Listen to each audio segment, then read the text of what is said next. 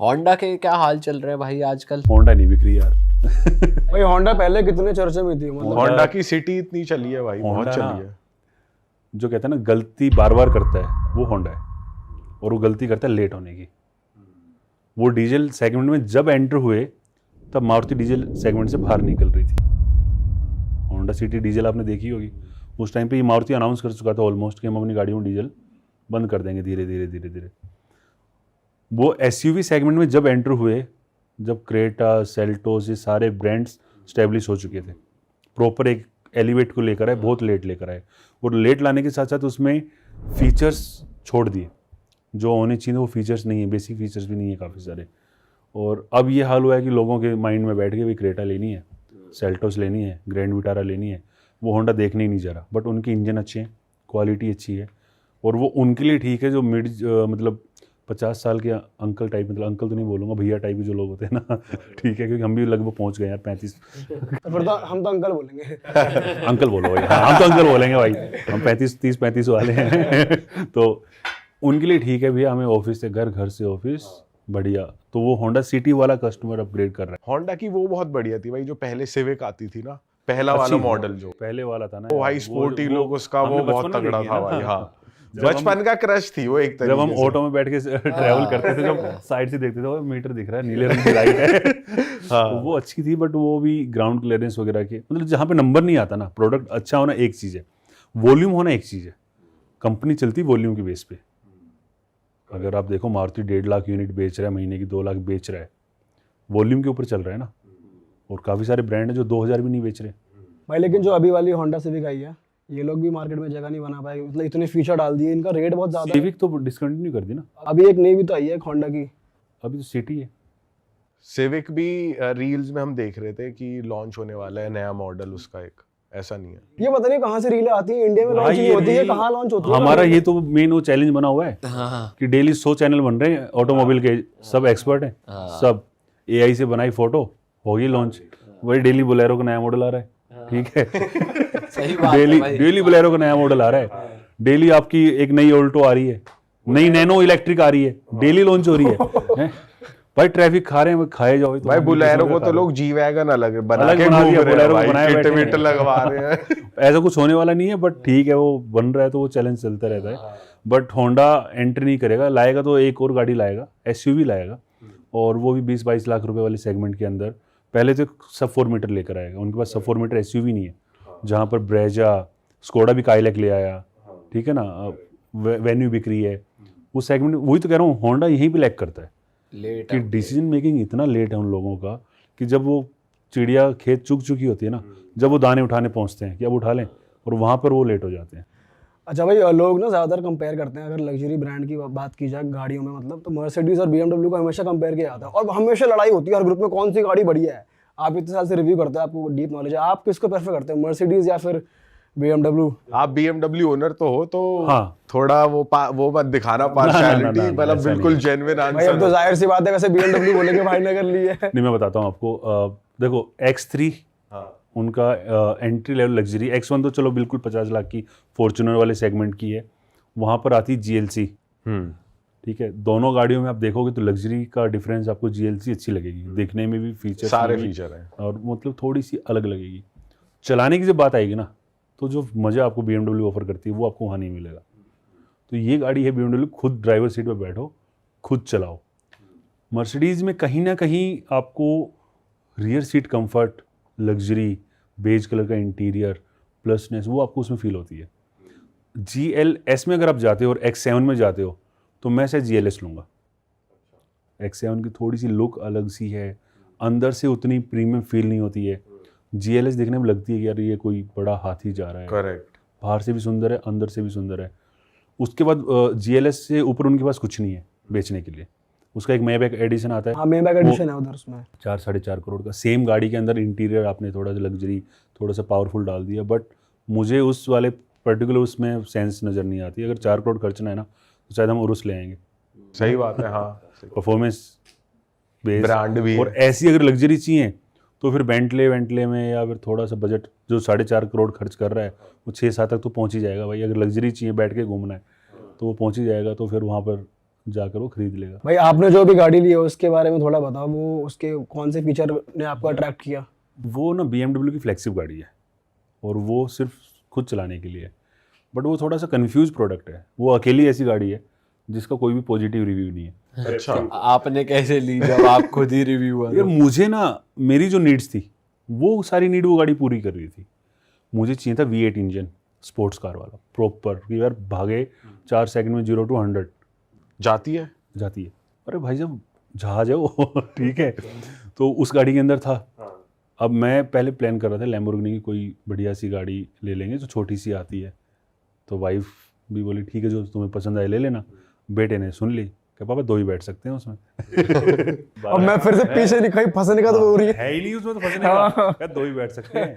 उरुस तक मेरे को पसंद नहीं है भाई, ठीक है। फिर V8 चाहिए, इस गाड़ी के अंदर V8 है। फिर स्पेस चाहिए, लग्जरी भी चाहिए यार, मतलब उरस क्यों नहीं पसंद आपको? थोड़ी सी कॉम्पैक्ट है, मतलब दिखने में ना मेरे को उतनी अच्छी नहीं लगती।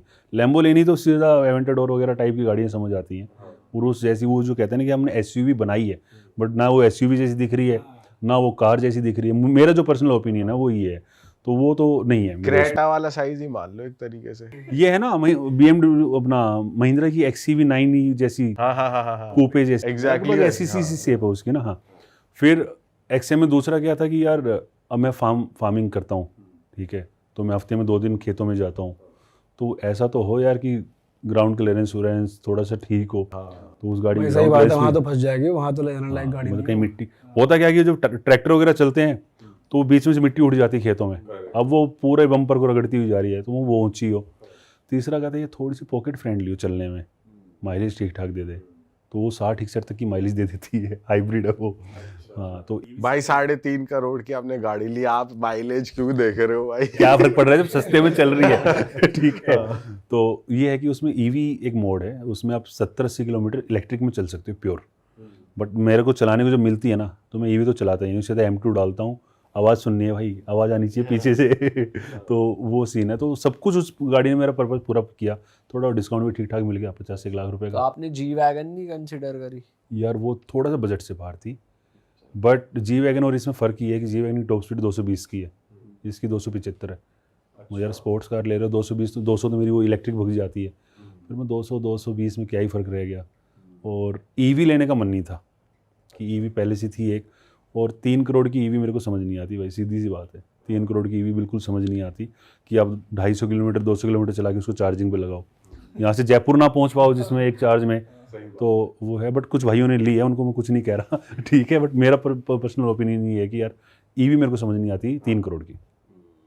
और भाई जैसे हमने SUVs का तो कर लिया, अगर एनी BMW मर्सिडीज की सेडान का कंपेयर करें तो कौन सी बेटर है? यार वही मैं बोल रहा हूँ कि ड्राइविंग अगर खुद करनी है तो BMW प्रेफर करो।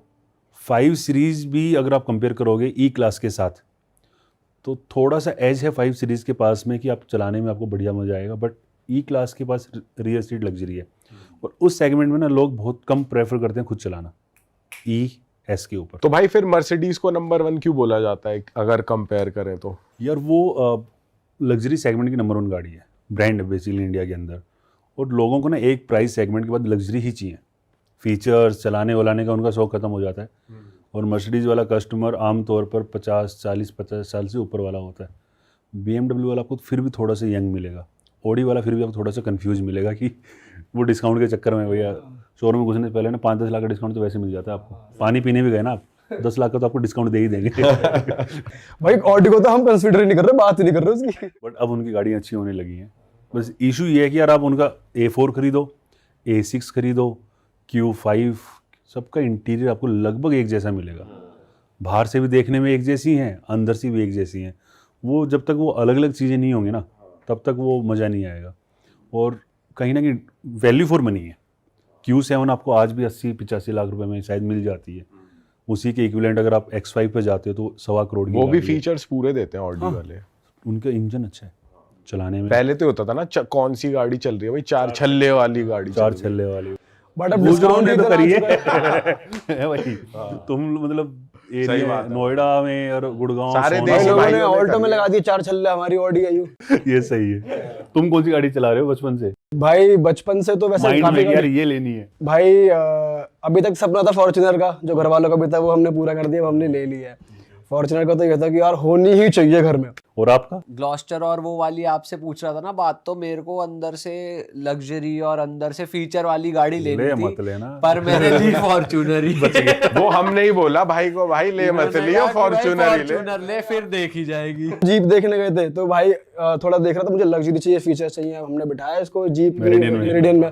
बाहर खड़े खड़े इसकी हाइट से नीचे थी वो, हमने कहा इसे लेगा तो देखे तेरे से भी नीचे लग रही है। कंपस का लॉन्ग व्हीलवेस वर्जन है वो। तो और आप वापस आ गए। भाई फॉर्च्यूनर बढ़िया। तो तीनों फॉर्च्यूनर वाले हो? हाँ फॉर्च्यूनर बढ़िया। रैली निकाल देते तीनों वाइट। ओ भाई साहब, पूरी बदमाशी चल रही है। अब क्या लेना है? भाई अब मेरा पर्सनल सपना है कि मुझे लेनी है मर्सिडीज। अब वो भी 2 है, मतलब एक तो मैं लूंगा, मेरे मन में है ई क्लास, और उससे ऊपर अगर जाऊंगा तो जीएलएस। जीएलएस लोगे ना आप? भाई मेरे को वैसे रेंज रोवर पसंद है। आ ही जाएगी, पसंद है। अब तो तुम उस रेंज स्टेज रोवर में है हो। कैसी भाई वैसे? ठीक है, मतलब थोड़ा सा ध्यान से चलाना, बदतमीजी मत करना गाड़ी के साथ, नहीं तो वो तुम्हारे साथ बदतमीजी कर देगी। कैसे मतलब? थोड़ा सा आफ्टर सेल्स का इशू है, वो ब्रांड की डीएनए में। Maintenance भी काफी ज्यादा मेंटेनेंस का होगा। थोड़ा सा हाँ है उसमें, बट अगर ध्यान से रखोगे तो कोई इशू नहीं। आप क्या ले रहे भाई हो? मेरे माइंड में 2 चल रही हैं, एक तो चल रही है डिफेंडर, एक चल रही है 911। तीनों डिफेंडर ले आओ। वाइट कलर हाँ, की। ये भी सही रहेगा। ये भी सही वो है। भी इंटीरियर वाइज इतनी बढ़िया नहीं है उसका इंटीरियर। उसमें रियर सीट का वही थोड़ा सा इशू है डिफेंडर में ना, पीछे वाली सीट रिक्लाइन नहीं होती, बैठोगे ना कमर में पेन हो जाता है, बट उसका भी जुगाड़ आ गया है आफ्टर मार्केट सीट्स को रिक्लाइन अप करने का ना। तो बट अभी आने वाले टाइम हो सकता है कंपनी खुद ही कर दे उसको। अरे वाह, आपने ये वीडियो यहाँ तक देख ली भाई, तुमने हमारी मेहनत सफल कर दिया। तुम ही लोग हो असली रियल हिट। और अगर आपको बहुत मजा आ रहा है ऐसी क्लिप्स में, ऐसी वीडियोस में, तो फटाफट जाइए प्लेलिस्ट पे बिंज वॉच कीजिए और सारी वीडियोस देख डालो और मौज काटो। That is it. हम मिलेंगे नए पॉडकास्ट में, नई क्लिप में। Till then bye bye, see you, take care, do subscribe. Best of real talk online. Okay, bye bye.